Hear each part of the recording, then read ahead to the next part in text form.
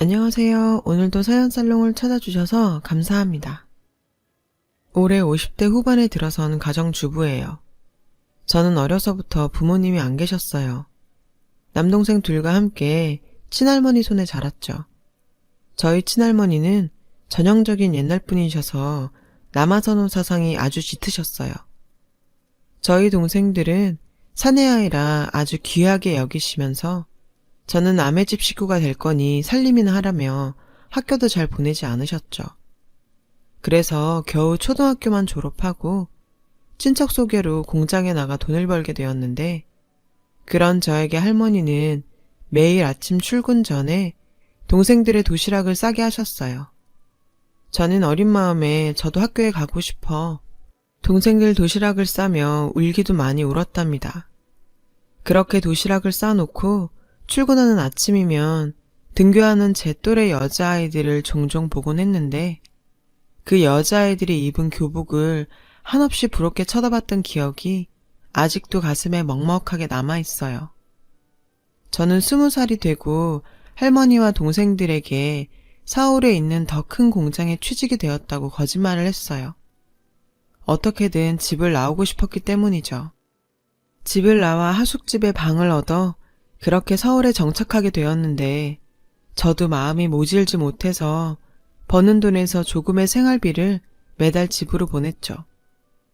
물론 할머니는 고마워하기보다 당연하게 받으셨고, 가끔 돈 들어갈 곳이 많다며 보내준 돈으로 부족하니 더 보내달라고도 하셨죠.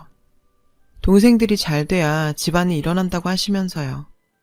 저는 할머니가 그러면 그러실수록 저 역시 공부를 다시 해야겠다고 생각했고, 낮엔 공장에서 일하고 밤엔 혼자 힘으로 공부를 했어요. 3년을 그렇게 열심히 살다 보니 바랬던 중학교, 고등학교 과정의 검정고시에 모두 붙게 되었죠. 그땐 정말 제가 금방이라도 무언가 될 듯 너무 기뻤어요. 하지만 대학은 등록금의 문턱이 너무 높아 그 이상은 욕심낼 수가 없었죠. 그렇게 저는 최종 학력에 고졸이라고 쓸 수 있게 된 것에 만족해야 했어요. 당시 저에게는 소설가가 되고 싶다는 꿈이 있었어요. 소설가는 글만 잘 쓰면 되지 않을까 생각해서 퇴근하고 저녁때가 되면 책을 읽거나 습작을 했어요. 언젠가 신춘문예에 당선되는 꿈을 꾸면서요. 그 당시 새 책을 사는 게 부담스러워 멀리 있는 헌책방들을 다녔어요. 그곳에서 지금의 남편을 알게 되었죠. 제 남편은 작은 헌책방을 운영하는 사장이었어요. 제가 책방에 갈 때마다 늘 같은 자리에 앉아 책을 읽고 있었어요. 그 모습을 본 이후 나도 모르게 자꾸 그쪽으로 시선이 가더니 어느새 전 남편한테 호감을 갖게 됐죠. 그 뒤 시간이 날 때마다 그 책방에 갔고 책을 보는 척하면서 남편의 얼굴을 몰래 훔쳐보곤 했어요. 물론 매일 책 한 권씩 꼬박꼬박 사왔고요.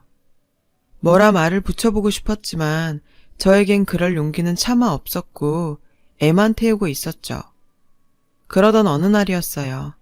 사온 책을 저녁에 읽고 있는데 책 안에 작은 메모장이 들어있는 게 아니겠어요? 저는 혹시나 하는 기대로 메모장을 펼쳐봤어요. 하지만 메모장 안엔 책 제목들만 여러 개 적혀있을 뿐이었죠. 먼저 책 주인이 적어놓은 메모장인가 보다 하고 저는 실망한 채 잠이 들었어요. 그리고 다음 날도 어김없이 남편이 운영하는 헌책방에 갔어요. 그날도 책을 읽으면서 남편을 힐끔힐끔 쳐다보는데 그날따라 남편의 행동이 조금 부자연스럽더라고요. 저는 저 때문에 그런가 싶어 보던 책을 책장에 꽂아놓고 가게를 나오려 했어요. 그런데 바로 그때 남편이 제 뒤에서 저기요 하면서 저를 부르더라고요. 네? 저는 놀라 대답했죠. 남편은 입술을 달싹거리며 말을 할 듯 말 듯 망설이다가 지난번에 추천해드린 책들 제가 챙겨놨는데요. 라고 말하면서 금방이라도 터질 것처럼 얼굴을 붉히지 뭐해요. 알고 보니 제가 이 앞에 사간 책에 들어있던 메모는 먼저 주인 것이 아니라 남편이 제가 좋아할 만한 책들에 제목을 적어놨던 거였어요. 그날 이후 저와 남편은 친한 책방 주인과 단골 정도로 친해졌고 얼마 뒤 자연스럽게 연인으로 발전했어요. 남편은 저보다 10살이나 많은 나이로 등단한 소설가였어요. 저는 저의 꿈을 이미 이룬 남편이 너무나 멋져 보였죠. 비록 무명이라 벌이는 없는 작가였지만 저는 아무 상관 없었어요. 원래 예술은 배가 고픈 직업이라잖아요. 그때 당시는 콩깍지가 단단히 씌인 때라 돈은 제가 벌면 되고 책방도 운영하니 우리 두 사람 먹고 사는 것 정도는 괜찮지 않겠나 생각했었죠. 저는 은근히 남편의 청혼을 기다리면서 연애를 이어갔고 드디어 남편이 조심스럽게 결혼 얘기를 꺼냈어요. 그날도 얼굴과 귀가 빨갛게 달아올라서는 자기는 원래는 결혼 생각이 없었는데 저랑 만나다 보니 결혼하고 싶다는 생각이 들었다고 얘기하더군요. 저는 그 말이 어느 프로포즈보다 더 좋았어요. 그래서 그 자리에서 바로 승낙을 해버렸죠. 그런데 문제는 남편의 부모님이셨어요. 솔직히 예상했던 일이었어요. 워낙에 완고하시고 깐깐하셨거든요. 남편은 혼인신고만 하고 그냥 같이 살자고 했는데 솔직히 제 입장에선 평생에 한 번 하는 결혼인데 드레스는 입어봐야지 싶어서 조촐하게라도 결혼식은 하자고 고집을 부렸죠. 게다가 제가 워낙에 가족의 정이 그리웠거든요. 조금 어렵더라도 노력해서 시부모님께 사랑받는 며느리가 되고 싶은 욕심도 있었고요.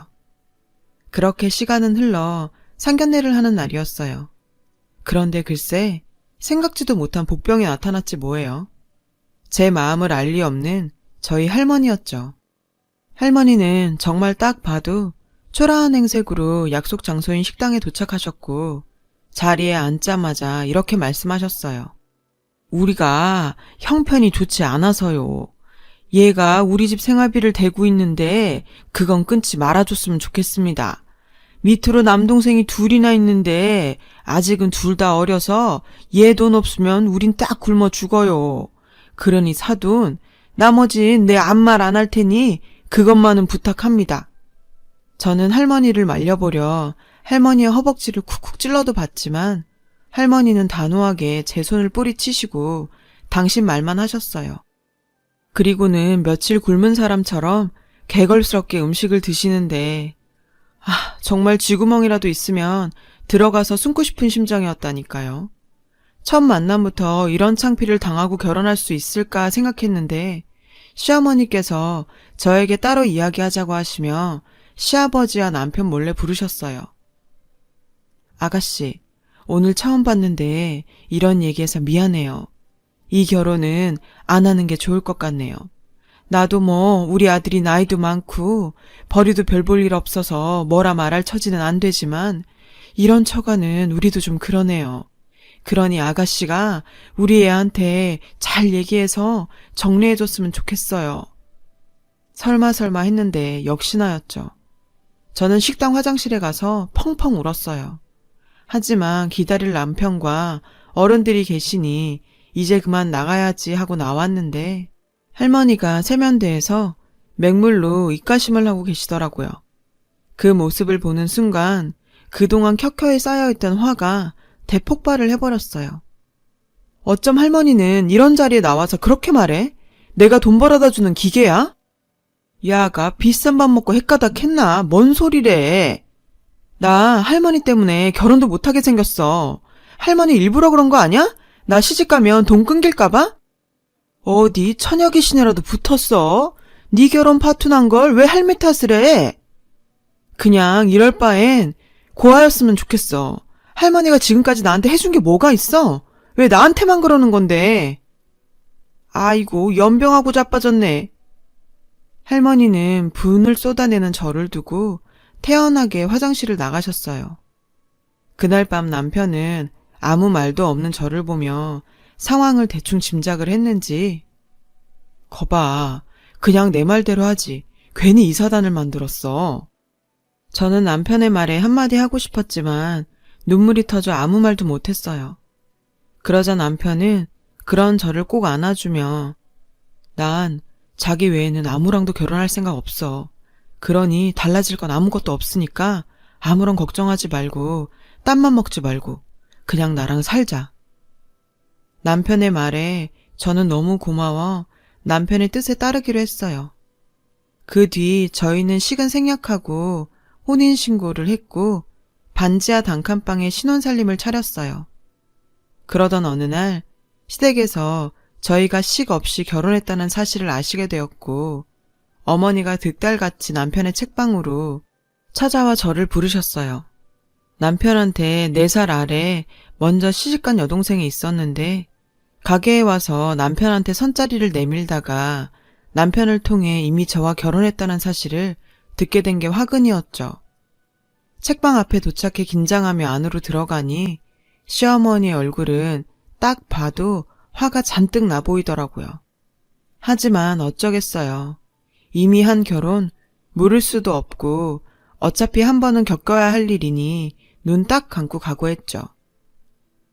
아가씨, 아니 저기 내가 분명 그때 알아듣게 말하지 않았나? 시어머니는 차마 저를 며느리라 부르지 못하고 화를 참으며 말을 이어가셨어요. 죄송해요, 어머니. 제가 많이 부족한 거 알아요. 그래도 이 사람한테 잘하고 시부모님께도 잘해서 인정받고 싶어요. 부족한 걸 알면 그때 내 말을 들었어야지. 시어머니는 꾹꾹 누르고 있던 화를 끝에 가선 어쩌지 못하고 점점 목소리가 높아지셨어요. 제가 하자고 했어요. 내가 이 사람 아니면 안 되겠는데 그럼 어떡해요? 남편이 시어머니의 말을 자르며 다가와서 저를 자기 뒤편에 숨겼어요.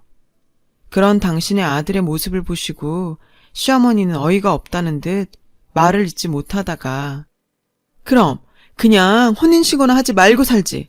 식도 못 올리면서 왜 신고까지 해? 아버지 동사무소에서 일하시는 거 몰라? 시어머니는 그 부분이 가장 마음에 걸리셨던 것 같았어요. 차라리 동거나 하다 깨졌다면 모든 게 비밀로 넘어갔을 텐데 혼인신고까지 하는 바람에 이력이 남아 들킨 거였어요. 내쳤던 아들이지만 그래도 시아버지는 그런 아들의 이름과 주민등록번호로 아들이 어디에 사는지 누구랑 함께 지내고 있는지 조회를 해보셨나 봐요. 시어머니 앞에서 저는 죄인인지라 이러지도 못하고 저러지도 못하고 애만 달았고 남편은 이제 자기 인생 그만 놔두라며 버티고 있고 정말 가관도 아니었어요. 당시 남편은 소설을 쓰고 있었는데 환경이 이렇듯 시끌시끌하니 작업도 잘 안 되는 것 같았고 저는 저대로 이 꼬인 관계를 어떻게 풀어야 하나 고민이 깊어만 갔어요. 그러다 제가 한 가지 방법을 찾아냈어요. 바로 손주였죠. 그때 당시 많이들 하던 구닥다리 방법이었지만 그만큼 확실한 방법도 없으니 남편에게 아이부터 갖자고 말했죠. 넉넉한 살림이 아니어서 반지하는 좀 면하고 이런저런 이유로 지금껏 임신을 미뤄왔었는데 제가 아이를 갖고 싶다고 말하니 남편도 별다른 도리가 없었는지 그러자고 했어요. 저희는 노력 끝에 이듬해 가을쯤 첫째 아들을 품에 안을 수 있었어요. 내심 남편은 딸을 기대했었지만 저는 아들이어서 더 좋았어요. 저도 저희 할머니 영향을 받았는지 아들이면 시댁에서 더 좋아하실 것 같았거든요. 그리고 제 예상은 맞았어요. 손자가 생기니 시아버지께서 마음을 좀 푸셨고 처음으로 아이를 데리고 집에 와서 밥을 먹자고 하시더군요. 저는 너무 기뻐서 저희 아이가 복덩어리라고 생각했어요. 하지만 막상 시댁에 가니 남편과 아들은 환영받고 저는 푸대접이었죠. 밥을 먹으러 오라더니 한마디로 저더러 밥하고 치우라는 얘기였던 거죠. 그리고 시아버지께서 달력을 하나 던져주시는데 빽빽히 제사와 집안 대소사가 적혀있더라고요. 네가 우리 집 장손을 낳았으니 이제 네 몫이다. 시아버지는 제게 차갑게 말씀하셨고 시어머니는 아무 말도 하지 않고 그저 저희 아들만 물고 빠시느라 정신이 없으셨어요. 평균 적어도 한 달에 한 번은 제사가 있었고 집안 어른들 생신과 기념일 등을 챙기느라 그날 이후 저는 시댁 문턱이 닳도록 들락거려야 했어요. 그렇게 3년 정도 지나자 저는 둘째를 임신했고 그때는 조금 편의를 봐주는가 싶더니 제가 아이를 낳자 몸조리할 시간도 아깝다는 듯 또다시 집안일로 불려다녀야 했어요. 둘째 아이는 딸이었는데 혹시 딸이어서 그러시는 건가 했지만 그게 지금 와서 무슨 상관이겠어요. 제 처지는 달라질 게 없는데. 그렇게 꼬박 9년을 살았습니다. 9년 동안 혼자 집안일을 다 챙기는데 저희 시어머니는 그런 저를 단 한 번도 도와주시지 않으셨어요. 오히려 마음에 들지 않는 게 있으면 꼬투리 잡기 일쑤였고 시아버지 앞에선 어쩐지 더욱 저에게 뭐라고 하시는 것 같아 전 집으로 돌아오면 괜히 남편에게 성질을 부리곤 했어요. 그러던 중 찬바람이 불기 시작하던 어느 날 시아버님이 대장암 판정을 받으셨어요. 그것도 사기였죠. 몸도 쇠약해지신 데다 전이도 연세에 비해 빨라서 정말 손도 제대로 써보지 못하고 장례를 치르게 되었어요. 미운 정도 정인가요? 눈물 한 방울 나지 않을 것 같았는데 제가 글쎄 울고 있더라고요. 살아생전 며느리에게 정 한 번 주시지 않고 떠난 시아버지셨는데 지금 생각해도 제가 그땐 왜 그렇게 울었는지 잘 모르겠어요. 모질게 구셨던 그 모습 하나하나도 정이부터 그리웠는지 살아생전 아버님 모습을 곱씹으며 그렇게 울었나 봐요. 그런 제 모습이 신기했는지 아니면 기특했던 건지 발인을 마치고 돌아오는데 시어머니께서 저를 조용히 부르시더군요. 이제 제사는 애들 조부모님하고 내 시아버지 정도만 하자꾸나. 저는 깜짝 놀라 아무 말도 하지 못했어요. 내 시아버지가 워낙에 자기 집 일이라면 융통성이 없어서 그 많은 제사랑 대소사를 다 챙겼는데 이제 뭐 네 시아버지도 죽고 없는데 그렇게까지 해야겠니? 저는 시어머니의 제안이 너무 놀랐고 그래도 되나 싶은 생각이 들어서 그래도 갑자기 제사를 안 지내면 다른 어른들께서 뭐라 하시지 않을까요? 라고 말했고 그건 나한테 맡기고 너는 오늘 내 식구 다 데리고 내 집에 가서 자거라. 그리고 별다른 일 없으면 얼굴 보지 말고 지냈으면 좋겠다. 내 말 무슨 뜻인지 알겠지? 그렇게 시어머니는 당신 말만 하시고 가시는데 저는 혼자 남아 멍하니 이 상황은 뭘까 생각했어요. 저를 예뻐하지 않으신다는 건 알았지만 보지 말자니 너무 어이가 없고 황당해서 웃음만 나왔어요. 그날 이후 저도 악에 받쳐서 시어머니께서 하자시는 대로 했어요. 몸이 기억하는 제사와 대소사에도 아랑곳하지 않고 모른 척 아무렇지 않은 척하며 지냈죠. 물론 시어머니한테 연락 한 번 하지 않았고요. 나중에 든 생각으론 집안 재산에 대해 일절 주시지 않으려고 미리부터 그러셨나?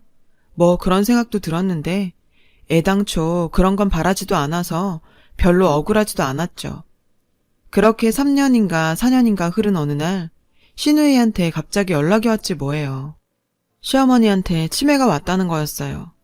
저는 놀라서 상태가 어떠신 거냐 물었고 건망증이 심해지셨다고 생각했는데 점점 일상생활이 힘들 정도가 되었다고 말하더군요. 새언니, 미안한데요. 저는 아이도 이제 수험생이고 남편도 뭐라고 해서 집을 비울 상황이 못 돼요. 그러니 언니한테 부탁 좀 해도 될까요? 저는 시누이의 말을 듣고 기가 찼어요. 자기는 힘드니 치매에 걸린 자기 엄마를 저한테 돌보라고 말하는 시누이가 괘씸하더라고요. 그나저나 치매라니. TV에서 보면 씻는 거며 먹는 거며 대소변까지 다 받아내야 하던데 저도 사람인지라 덜컥 겁이 나서 하겠다는 말을 못 하겠더라고요. 막말로 딸도 못하는 걸 왜 제가 하나 싶은 생각도 들었고요.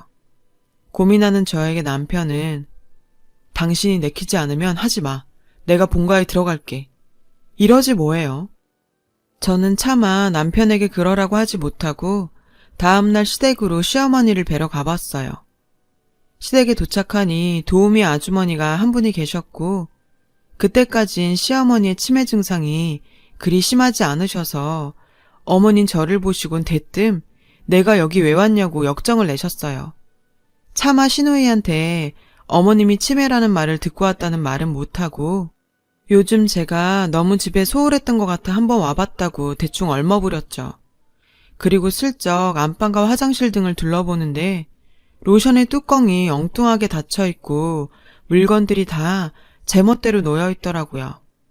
평소 깔끔하신 성품이라 매일 쓸고 닦고 정리 하나는 정말 기가 막혔던 분인데 저는 슬쩍 도우미 아주머니에게 가서 어머님이 좀 어떠시냐고 물었어요. 아주머니께서는 저희 시어머니가 점점 심해지고 있다면서 냉장고 안을 보라고 하셨죠. 저는 냉장고를 열어보고 깜짝 놀랐어요. 글쎄 냉장고를 장롱으로 생각하셨는지 옷과 이불을 마구 쑤셔 놓았더라고요. 정리하려고 안에 물건을 빼기라도 하면 어떻게 알았는지 득달같이 달려와 난동을 부리신대요. 그리고 이제 시어머니를 혼자 두는 게 조금 위험해 보인다면서 저에게 가족들과 상의해 결론을 내보라는데 정말 눈앞이 캄캄했어요. 저는 집에 돌아와 짐가방을 꾸렸어요. 아무래도 제가 시어머니 곁에 있어야 될 것 같았거든요. 짐을 싸는 내내 한편으론 어찌나 화가 나는지 이놈의 팔자는 어떻게 편한 꼴을 못 봐. 투덜대며 시어머니 수발을 들으러 시댁으로 들어갔어요. 당시 고등학생, 중학생이었던 아이들을 두고 말이죠. 그 탓에 저는 더욱 마음이 좋지 않았어요. 정작 내 새끼는 챙기지도 못하고 저를 싫어라 하는 시어머니를 챙겨야 한다니. 그 후 제 상황은 정말 최악이었어요. 밥을 드셨는데도 식사를 안 하셨다고 우기시고 씻자고 하면 저에게 물건을 마구 집어 던지셨거든요. 그리고 정말 피하고 싶었던 대소변 실수를 하루에도 몇 번씩이나 하시는데 정말 제가 먼저 미칠 지경이었습니다. 도우미 아주머니께서 낮에는 오시니 그나마 조금 괜찮지만 치매에 걸린 시어머니와 함께 보내는 밤은 너무나 길고 잔인했어요. 어머님의 기억은 점점 쇠해지셨고 급기야 저를 몰라보시는 지경에 이르렀죠. 어떤 날은 저를 보고 엄마라고 하시면서 대성통곡을 하셨고 어떤 날은 처음 듣는 이름을 부르시면서 저희 머리끄댕이를 잡으시는데 이젠 정말 못하겠다 싶더라고요. 저는 바로 시누이에게 전화를 걸었어요. 그런데 그때 밖에서 쨍그랑 소리가 아주 크게 들리지 뭐예요. 글쎄 시어머니께서 당신이 그토록 아끼시던 집안의 큰 화분들을 바닥에 내동댕이 치고 있지 뭡니까. 어머니 도대체 왜 그러세요? 저는 큰 소리로 어머니를 말리며 소리쳤어요. 제가 말리는데도 어찌나 힘이 세신지 그 뒤로 화분 2개를 더 깨시곤 화분 조각에 다치셔서 피까지 보시고서야 끝이 났어요. 나중에 도착한 시누이와 저희 남편이 이 난리통을 고스란히 보게 됐고 상의 끝에 어머니를 치매 노인들을 모시는 요양시설로 옮기기로 했어요. 하지만 이번엔 돈이 문제였어요. 시설에 맡기는 비용을 가지고 시누이와 실랑이를 벌이게 되었는데 그간 어머니를 모신 제 공도 모르고 오빠니까 비용 대부분을 내라는 시누이 말에 뭐 이런 게 다 있나 싶어 큰 싸움을 벌이게 되었죠. 사실 저희도 남편이 하던 가게를 정리해서 형편이 그리 좋지 않았거든요. 그래서 저는 더 물러날 수 없었는데 순간 그렇게 무뚝뚝하던 저희 남편이 울더라고요. 어머니가 너무 불쌍하고 자기가 너무 한심해서 화가 났대요. 남편의 그런 모습을 보고 있자니 나도 모르게 울컥하더라고요. 그래서 에라 모르겠다. 어떻게든 되겠지 하는 심정으로 가지고 있던 카드 3개를 번갈아 긁었어요. 그렇게 시어머니를 시설로 보내고 저는 조금 편해진 듯 했지만 몸만 편할 뿐 마음은 오히려 전보다 더 불편했어요. 습관이란 게 무서운 건지 아니면 마지막에 그렇게 화를 내서 마음이 불편한 건지 잘은 모르겠지만요. 결국 저는 시어머니가 어쩌고 계실지 신경이 쓰여서 요양시설로 찾아갔어요. 간호사의 안내를 받고 저희 어머님이 계신 병실로 조용히 들어갔는데 어머님이 색종이에 그림을 열심히 그리고 계시더라고요. 제가 병실 안으로 들어가니 어머님은 저를 쓱 한번 쳐다보시곤 다시 그림만 그리셨어요. 뭘 그렇게 그리시나 슬쩍 보니 형태도 알아보기 힘든 무언가를 아주 많이 공들여 그리고 계시더라고요. 어머니, 지금 뭐 그리시는 거예요?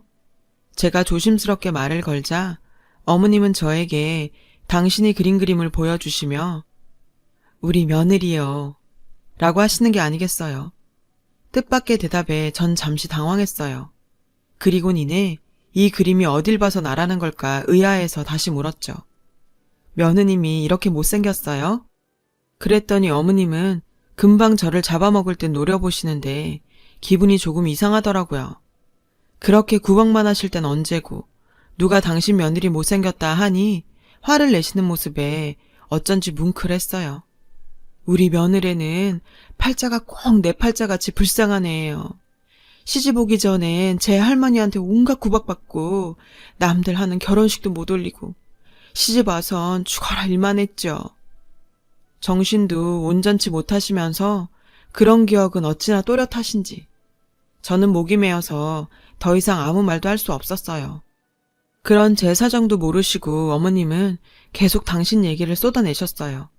그런데 애들 아빠가 워낙에 성질이 고약한 양반이라 고생하는 며느리 잡을까봐 내가 더 모질게 했는데 그게 너무 미안해서 이렇게 색깔 고운 종이에 그리고 있었어요.